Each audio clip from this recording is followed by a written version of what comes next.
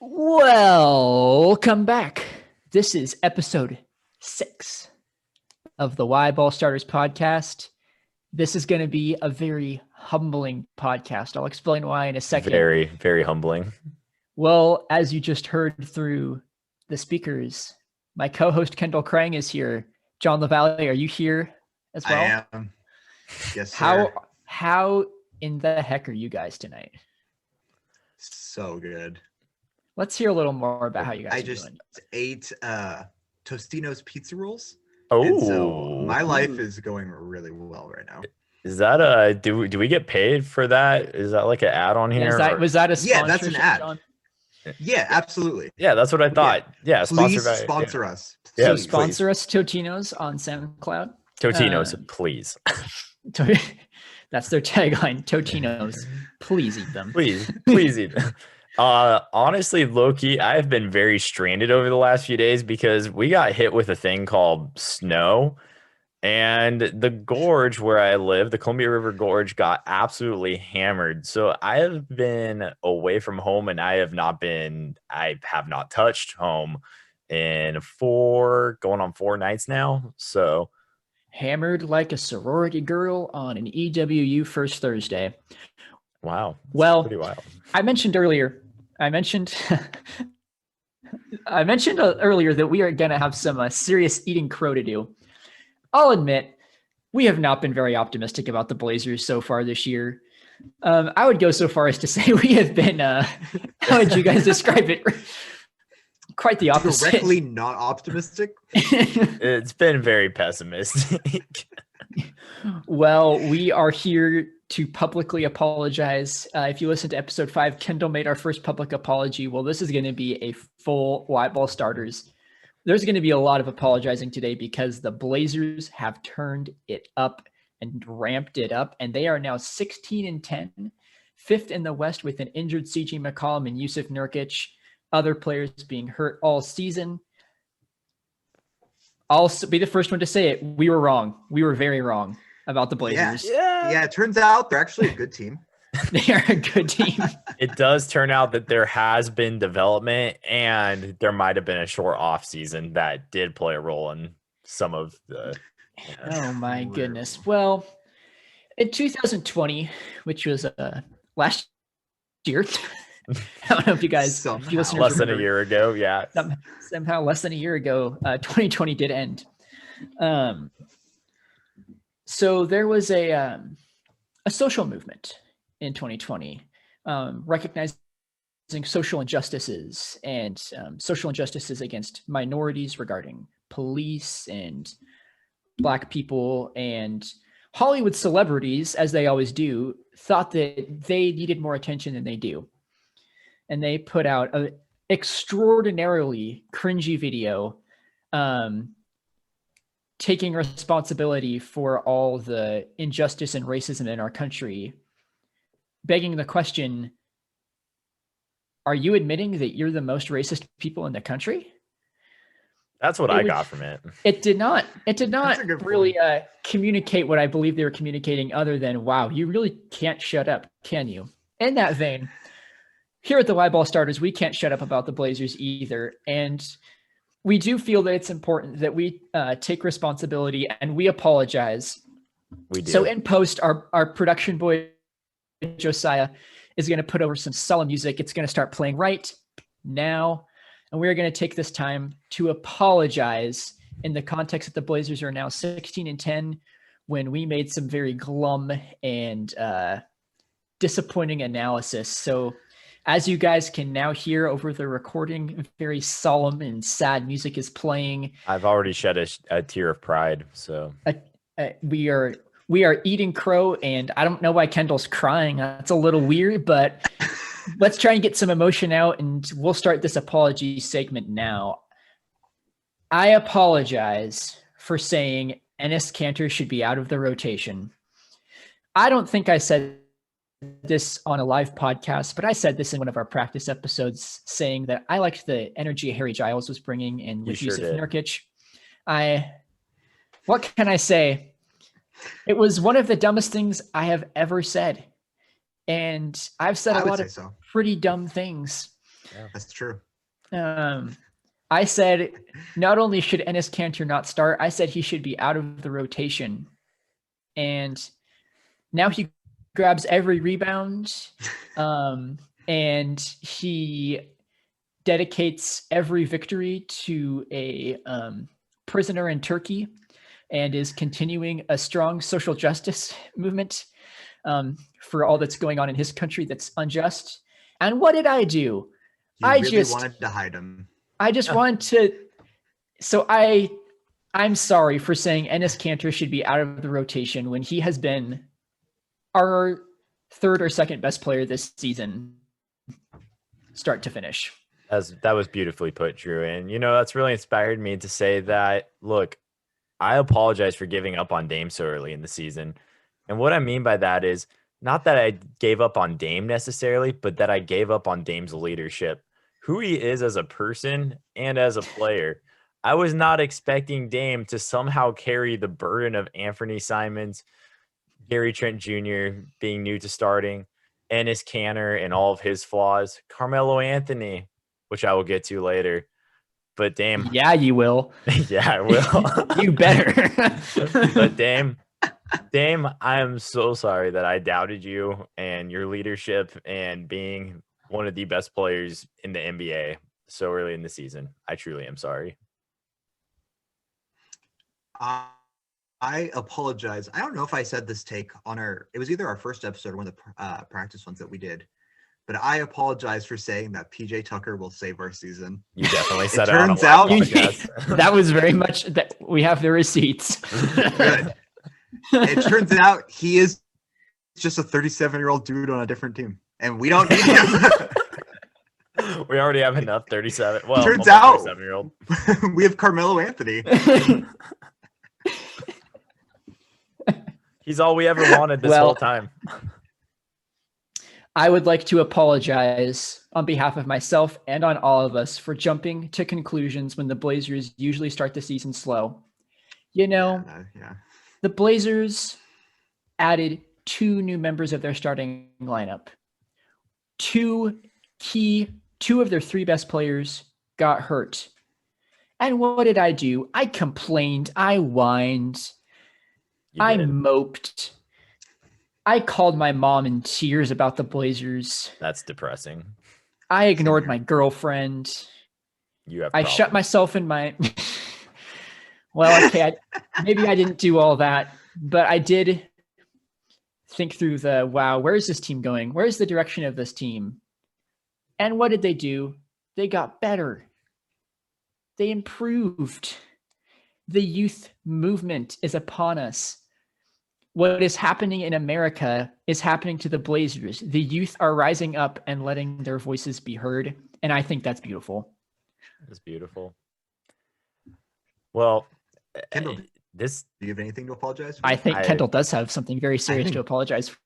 Guys, this has been one of the biggest blows to my face that I've ever had to receive in my life. But I have to apologize to Carmelo Anthony. And I can't believe I'm having to do this. And it has really been a big piece of humble pie for me. But Carmelo, I'm sorry, man. You're actually really good. And there's, I guess, a reason why you made a bunch of all-star games and why they loved you in Denver and New York. And quite frankly, I'm not sure why they hated you on the Thunder and on the Rockets. I don't know what you did wrong. You play really good team ball. You're very clutch in the fourth quarter. We just pulled up a stat that you hit over 50% of your threes in the fourth quarter, which is absurd. And I really didn't know until we pulled the stat up, but I'm actually not surprised. And yes, you are. Don't lie. For all the listeners at home, we wrote out our apologies, and Kendall's one on Carmelo Anthony called it was very an passive. Occasionally clutch defender. Carmelo, you always play clutch defense, and I want you to know that. Kendall, thank you so much for these kind words. And now the next step is not just saying it, but living it. John and I Kendall walked the walk.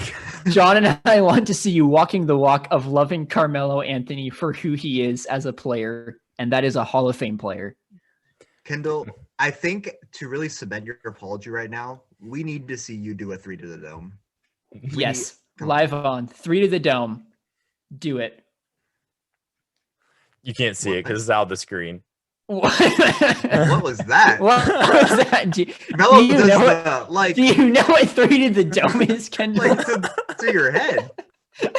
What's this? What are you doing? For the Carmelo, listeners at I'm home, sorry for not even knowing what 3 to the dome is. All right, another apology from Kendall. Another apology from Kendall. John and I are likely after this going to mandate that Kendall go home and watch 2 full hours of Carmelo Anthony highlights just to amend for what he just thought was 3 to the dome. I'm pretty sure For I all thought of that you- it was 3 to the arena dome. The arena dome. Oh my gosh. For all of you listening on only audio, make sure you go watch our YouTube clip of this to see Kendall's horrific attempt at 3 to the dome. He sticks his arm directly up. It's been a long day apologizing. The list just gets longer. Well, I think that is a great way to transition into talking about, like, we're not kidding when we have to eat crow on the Blazers. They're good and they are deep. Last night, huge team win over Dallas. They didn't melt when Dallas came back. They didn't melt when Luka Doncic got every single call. Dame did his clutch thing, but it wasn't just him. Gary Trent was huge. Carmelo was huge. And I love it. Whoa! Let's go. They are really deep. It's really impressive to watch Gary Trent. Like in the span of like 1 calendar year, he's gone from bench warmer to like actual contributing starter, which is crazy to watch that, because just a year ago during the 1920 season before the bubble, it wasn't until about the last month, I believe, that Gary Trent even cracked the rotation. For the longest time, Gary Trent was part of that like now Kelvin Bludgeon squad that just kind of comes in when you're down or up 30. Man, Gary Trent, in a couple episodes ago, we talked about our top 5 favorite Blazers and who were some honorable mentions. The past 2 weeks, Gary Trent, I think, has elevated into my top 10. Yeah. I am. Oh, yeah. I am a simp. I cannot lie. I am a simp for Gary Trent Jr. I mean, just look at that hair. His hair is so cool. He's gone through a few hairstyle changes. He's gone through a lot. We'll have to talk about that on this podcast sometime. But I mean, so Gary Trent, just looking at the stats, right now he's shooting 43.4% from the field. When you include the guys that have played meaningful minutes all season, that is only behind. I'm taking out Nurkic and McCollum because they've only played half the season. That field goal percentage is only behind Enes Kanter, Derek Jones, and Damian Lillard. And Jones and Kanter are rim players. Yeah. So really, he's second on the team in field goal percentage among perimeter players that have played meaningful minutes. Obviously, CJ is ahead of him, but we all know how phenomenal CJ was before he got hurt. So yeah, I am loving the emergence of Gary Trent Jr. Who's a player that stood out to you guys in the last stretch here where the Blazers are on 4 or 5 game winning streak. Why don't I know that off the top of my head? That's embarrassing, and I apologize. I think it's 4. It's 4. You're right. New York loss. Hey, at least you didn't do 3 to the dome wrong. So that was humiliating, and it was hilarious, and I'm so glad I saw it. Me too. I think I've been most impressed by Carmelo in a weird way. He, like, instead of last year, like, he was good, but he very much was a role player. Whereas Melo is actually leading the offense now, the second unit offense, which I never thought I would see. I never thought I would see him like facilitating and running an offense. It's so cool to watch. Like, he is actually running a second unit. Yeah, he is. He's completely changed his role in the NBA, which is crazy. That's so cool. It's impressive. It's really impressive. And I'm looking at the schedule now. Not only has Portland won 4 in a row, we've won 6 of the last 7. The only loss was a loss that I actually completely excused because I watched the game. The last loss, for those listeners at home, it was an 11-point loss to the Knicks, who were better than their record. They play really tough. It was an AM game on the last of a 6-game road trip. Yeah. Yeah, that was a tough 10 game a.m. Pacific start, baby. because we had just played, I believe it was the 76ers a couple nights before. And That we was won. we won without Yeah. Lillard, McCollum, Nurkic, And Covington, right? I think Covington was back, but I think Derek Jones was still out. Gotcha. Yeah, that's why. Okay. Guys, just slightly off topic for 1 second. I'm looking at the score of this Philadelphia Jazz game. Ben Simmons has 42 points on 15 of 22 shooting. Oof. You Wow. guys see that Julius Randle scored 44 tonight? Yeah. Isn't the NBA weird and wonderful? And as It is. Kendall Love brings up Ben Simmons in Philadelphia, those 2 games against Philadelphia have really helped me flip my perspective on Yeah. Portland completely. Yeah. Not just Go for it. obviously the road win is the best win of the season to do that without most of the starters. But Thursday's game when Carmelo went nuclear that was so much fun to watch. I'd like to shout out my buddy Mitch Hammond, who was recording his rap at the time of that game. I unfortunately did interrupt the recording by Well done. yelling in celebration when Gary Trent hit that clutch 3 against Philly. But what can you do? True. Going I've off, been impressed. Oh, go for it. I was just gonna say, going off players that we've been really impressed with. Anthony Simons is one to me. I was losing a little bit of faith in him. He just wasn't doing anything well at all. His shooting percentage was down. He's just so small that he really struggles on defense, bodying any opponent up. And if his shot's not there, he just doesn't really have a whole lot to give at this point, especially trying to play point guard when he's not really a point guard. Since CJ's gone down, though, he's been playing great. I mean, even looking over his last 5 games, I mean, he's scored 12 points, 16 points, 11 points twice, and 12 points in the loss against the Knicks. And it's not just that, but his 3-point percentage has been through the roof. He's shooting over the last 10 games. He's shooting 41% from 3-point range and 40% from field goals overall. Granted, most of the shots he takes is from the 3-point range. But, I mean, if he can become a good scorer for us, he has a role on this team, even when CJ's healthy. I'll buy it. It might be with less minutes, but. Sure. And Kendall, you mentioned there that you said in that stretch of scoring, his last game was the fewest points, 11. The fewest points was 11, which was 2 times against Philadelphia, the home game against Philadelphia, and then the home game against Orlando. Okay, and that you still completely take that from a bench player. Yeah. Double digits. Yeah. John, I'll ask you this: who else averaged 11 points for their Blazers career? Who else averaged 11 points for their Blazers career? You're the one that knows this. Yeah. That's a good question. You did mention him in your top 5 favorite Blazers of all time. Wow. Oh, I actually don't know what you're talking about now. It is, of course, if I recall Alan correctly. Crabbe? I think I am.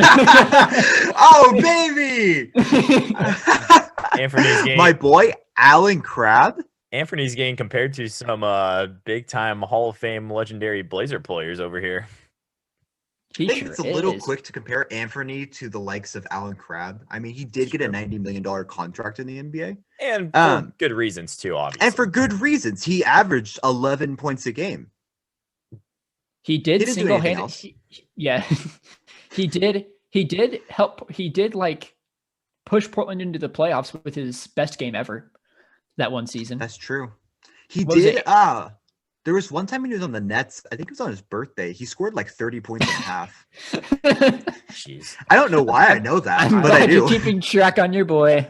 I can't remember what game it was, but I was at a Portland Trailblazer game, and he went off for, I think he had 25 points or something like that against, it might have been Boston or Oklahoma City. But I was like, what the heck? Crabbe's going off? Crabbe would go off, and I've been to 25 games, and Crabbe would go off in every game I would be at. Well, I'm just saying it so because it's not a small sample size. I've seen him play 15 times, and he goes off every time I'm there. It's so weird. Where's your Alan Crabbe jersey? Yeah, you should. Well, speaking of Alan Crabbe, obviously the player that's keeping us all together and functioning this is Damian Lillard. Jason Cook of The Athletic. I don't know if you've noticed, but we love reading that guy's stuff. And someday when we're rich and famous and successful, we'll have him on the podcast. This is true. He won't be able to resist it. Nope. We are 3 irresistible Blazer fans. I think we've proven that. He wrote an article that came out. Irresistible young men. What can you say? Here I am on the article. He talked about Damian Lillard in the MVP conversation. I think Damian Lillard should be on the MVP conversation, and I'm not just saying that because I'm a Blazers fan. I'm saying that because he is one of the best players in the NBA, and he's making a team that has had its entire starting lineup hurt at some point, along with 2 key bench players. And Anthony Simons actually missed a game too, and he's been proven to be a key bench player. Damian Lillard, 4th in the NBA in scoring, 29.2 points a game, 10th in assists, 7.3, 38% from 3, 8 free throws a game, 7th most in the league. And every single player on the team has improved this year. Yeah. Every single one. Every single one. I think the lone exception is Rodney Hood, who's battling back from an injury and is just finding his role. But I don't count that because he's coming off an Achilles tear. Yeah. So here's some guys who are ahead right now, because I agree with you. I think that Damian Lillard should be in the MVP race for sure. He's going up against the likes of Stephen Curry, Antetokounmpo, which I think he's had a better season than Antetokounmpo so far. The Bucks have been disappointing. Luka Doncic, Kawhi, Kevin Durant. I just clicked on my page. Nikola Jokic, Joel Embiid, and then LeBron. Which LeBron is going to be tough to beat, especially if they go throughout this stretch without Anthony Davis and they play really good basketball and he keeps up his stats. But I think the rest, Dame you can make an argument for him over. Well, Kendall, go ahead and I'm going to pull up the NBA standings right now. And if you could name some of those names again for me, I'm going to tell you whether Portland has a better record than them right now without their 2nd and 3rd best player. So I just want to preface by saying this was the NBA.com's MVP ladder for back on February 12th. Okay. So right as of that time, they had Damian Lillard 8th. They had Stephen Curry at 7th. Okay, pause. Golden State is 14 and 13. They are currently 2.5 games behind Portland. Which that is true, but Stephen Curry's team, you can make an argument, is somehow even more banked up than Portland's. Sure is, but I do like comparing records here. 6, you've got Giannis. Giannis, Portland is 16 and 10. Milwaukee is 16 and 11 with probably more talent than Portland, as deep as Portland is. Wow, that's amazing that they're only 16 and 11. 5th, you have Kawhi Leonard. We'll give Kawhi his props. Los Angeles is 20 and 8, but he has had Paul George, who has had a phenomenal season. He has, and Paul George ranked 10th on this list. Paul George is out half the year now. To be completely fair, so we'll see with Kawhi Leonard because Paul George is hurt now. We'll see if he can keep it up. Though I think he can. I mean, it's Kawhi. I'll give Kawhi his props. Kawhi's a great player. Kevin Durant is 4th, and he's averaging 29.5 points per game. Brooklyn's 16 and 12, and having their struggles defensively. We know they're going to be good, but Damian Lillard does not have Kyrie Irving and James Harden on his team. No. Oh my gosh. Yeah, no kidding. 3 is Nikola Jokic, who is having an absurdly good season.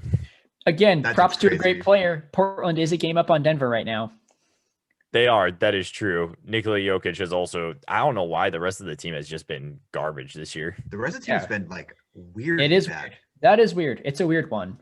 Again, all these players that Kendall's naming, props to them. But I mean, Lillard's definitely in the conversation. Lillard has to be in the conversation. Portland's 16 and 10 with literally their 2nd and 3rd best player out for half the season. The two in front of Jokic being Joel Embiid and LeBron James. Obviously their teams. I mean, Portland did sweep Philly and Embiid did play that final game. It's true. It's true. It's tough. They are the best team in the East though, right? Yes. Yeah, they are. Yes. It's tough. I would say the only one of those dudes that I think deserves it more than Dame at this point, like head and shoulders above, like you can't make an argument for is LeBron James. I mean, Yeah. He's had another absurdly good year. Like, he probably is going to win an MVP this year, especially if Davis continues to miss time. But I mean, you look at like Warriors and Blazers, and they're relatively the same team at the moment of just greatness at point guard and then a bunch of just other dudes. And so Portland's definitely better than Golden State at the Portland's moment, role I players would say. But they are very similar makeup. So if you're going to give Steph Curry, if you're going to say he's in the MVP conversation, I mean, Lillard's right up there with him. They've had very similar seasons. Absolutely. So looking at the Blazers schedule coming up, a game Portland should win tomorrow. We're recording this on February 15th. So tomorrow, Portland got a game against Oklahoma City. Side note, did you guys see that Stephen A issued his apology to Damian Lillard today? No, I didn't. I missed that. You'll have to look that up. He issued a passionate... It's been a good day for apologies. Wow. It's been a good day for apologies. Stephen A also apologized. Also, Blazers Oregon jerseys, fire or fail? I think they are fire. I don't like the color scheme. That's just me personally. I don't like the color scheme. That being said, they are better than I anticipated. It also helps that they are winning. So there is that. Yes. They are winning in their Oregon jerseys. That is an undeniable fact. John, what do you think of them? Oregon jerseys. Oregon jerseys, yay or nay?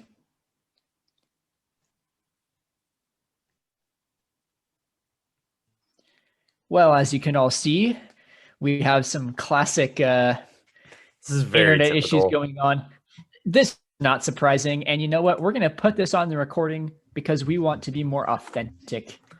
We want to show that we're not perfect. We are, and now John froze. I'd like to confess that several weeks ago, my Wi-Fi was so bad that we literally had to change the podcast to a different, and it was pretty embarrassing and frustrating, but what can I say? It happened. Hey, we're working through it. Meh. And, you know, just like the Blazers work through their problems, we're going to work through ours too. And we're going to grow from this. Yeah. I believe that. We're going to grow from this. I'm back, baby. John, we weren't talking about you at all. We weren't. Oh, I hope not. We were gossiping. I can't imagine you were speaking about me. Kendall, you asked me how the Oregon jerseys were? Yes. What do you think of the Oregon jerseys? Yeah. They are, without a doubt, my favorite Blazer jerseys in the past 5 years. Really? Wow. Yeah, that's a hot take. I know a ton of people hate them. I love them. I'm with you. I love them. Cool. So John, the zigzag stripe on the side, I think it's so cool, and everyone hates it. So John, I have a question for you. You did say last week that PJ Tucker was going to win us a championship, and now you're saying we don't even need them. Next week, are you going to come on the podcast and say that you hate the jerseys and they're the worst? Yes. Oh, I just want you to be consistent. That's all. No, I'm kidding. These jerseys are good. No, the jerseys are great. I can't explain why I expected PJ Tucker to save our season. And I don't think I should be asked. I don't think I should be asked any questions about that because I don't think that's really fair. But my opinion on the jerseys won't change. That opinion is going to stand in stone. Good. Yeah, I mean, what can you say? Consistency wins championships, but you guys remember basketball class? I'm not sure you guys are the ones to talk about that. All right. Well, I was hurt, so I didn't play the playoffs. I would have won a championship if I played. So. Well, after that very sad attempt by me to gloat about Clark basketball class and a callback to episode, what was it? Episode 3? I don't know. I think it was 2. I don't know. I can't remember. We've recorded a ton of podcasts, and someday they'll be on Apple and Spotify. We need to we're at episode 108 now. Yeah, man. We should probably get that on Apple and Spotify. I'm thinking that too. It's probably a good idea. Well, let's transition to a couple segments with our boys Kendall and our boys Jon that are going to be fairly regular, if not weekly. I'll allow each of them to introduce their segment. I'll just give the title. Jon, why don't you lead us into Where Are They Now? All right. And in this fun segment, I will be explaining, and I will also be finding out with you guys listening, where are former Blazers? Today, as I pull up Google really quick, we will be looking at Raymond Felton. Oh, I thought this was a fun, upbeat episode. Oof. Well, Jon has froze again due to the curse of Raymond Felton. So we are going to transition into Kendall's segment. That's what you get for picking Raymond Felton. So my segment is Blazer Killers. In this segment, and look, guys, I promise I'm going to be more optimistic about the Blazers. Just give me my little bit of pessimism. Once a week, I'm going to talk about one player that should not have killed the Blazers, but did end up killing the Blazers in a loss or a Blazer victory still. This week, though, since we're on the apology line, I'm going to be optimistic. So I'm actually going to talk about somebody on the Blazers who killed another opponent. That person this week is CJ Ellaby, who went against the Philadelphia 76ers in a game that pretty much all of our starters were out, except for, I believe it was Rocco. I think it was Rocco that game who started still. He scored 15 points with 2 blocks, 7 rebounds on 55% shooting in 31 minutes. And he also played some heck of defense in the game. So props to you, CJ Ellaby, for thoroughly dismantling the Philadelphia 76ers last week. I do want to do a throwback though. I was watching the Dallas Portland game last night, and it brought me back to one of the greatest Blazer killers, if not the greatest of all time, which is Yogi Ferrell. Yogi Ferrell back in 2017 was on a 10-day contract with the Dallas Mavericks, and against the Portland Trail Blazers on a fateful Friday night, he ended up scoring 32 points in a 108-104 victory over us. And he ended up signing, because of that, a 2-year contract with the Dallas Mavericks. He also has been consistently in the league from that game, correct? Yeah, I think he's had an actual contract since that game. Yeah, I think that he's on Sacramento.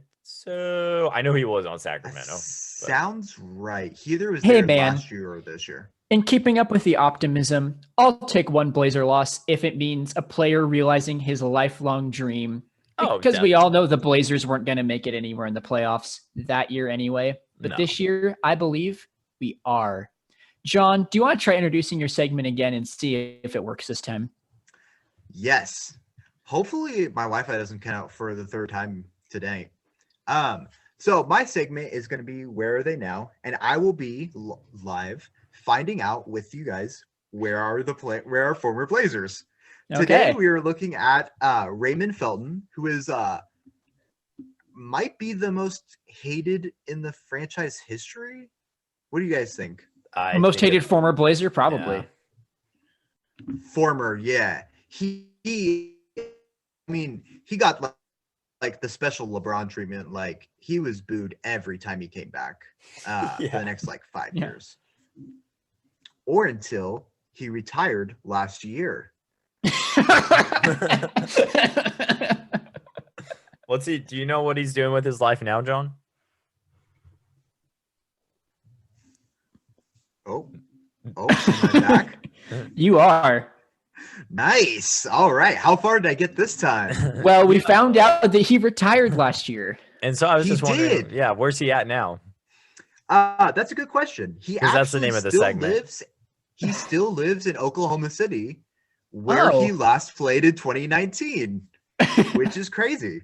That is pretty interesting. Fun things to find out about Raymond Felton. He played for Portland for 1 season. Mm-hmm. They missed the playoffs, obviously. He since then has played for, I believe, Dallas and the Knicks. Okay. And I should know this, but I don't. Yes, New York, Dallas, the Clippers, and Oklahoma City. Wow. He's a well-traveled man. only averaged more than 10 points a game once in that time. Nice. Okay. He actually played 3 straight years. Dallas, Oklahoma City, and LA played 80 to 82 games. He was most known for in Portland disagreeing with our head coach at the time, Nate McMillan, and then gaining 30 pounds because he disagreed with him, thus causing Portland to be bad. Do we which know we love to see. What was the disagreement over? Jog my memory here. Oh, I think it was play style. I'm pretty sure. I don't fully remember though. I just remember that he did actively gain weight after like a disagreement, which did lead to Nate McMillan getting fired, which was cool. We love to see it. We also Raymond Felton is the same age as LeBron James, which is an odd fact. He was a first-round pick overall 5, which is odd because I don't remember him in college. Well, if he's the same age as LeBron James, that was possibly before our time. And he was drafted to Charlotte. He played for Charlotte? Oh yeah, I remember him on the podcast. Actually, he was with Gerald Wallace. Really? Yeah. He was on the bad Bobcats teams? Yeah. Oh yeah. Oh, I don't remember that. Well, that's not super surprising. But... Wait, did he go to North Carolina? He did. He went to North Carolina. He did. That's why he was drafted so high. Oh my God. Well, John's still talking, but his Wi-Fi has cut him off again. So I'm just going to thank John so much for all the wonderful facts today about Raymond Felton. We're going to take a break and plug our social media. This week, we're going to ask John to record that on the side if his Wi-Fi will ever agree with that. If not, Kendall or I will do it. It's the least he can do. After the break, we will reconvene. A couple of weeks ago, we talked about our all-star starters. Some of us have changed our minds on some of ours, and we're also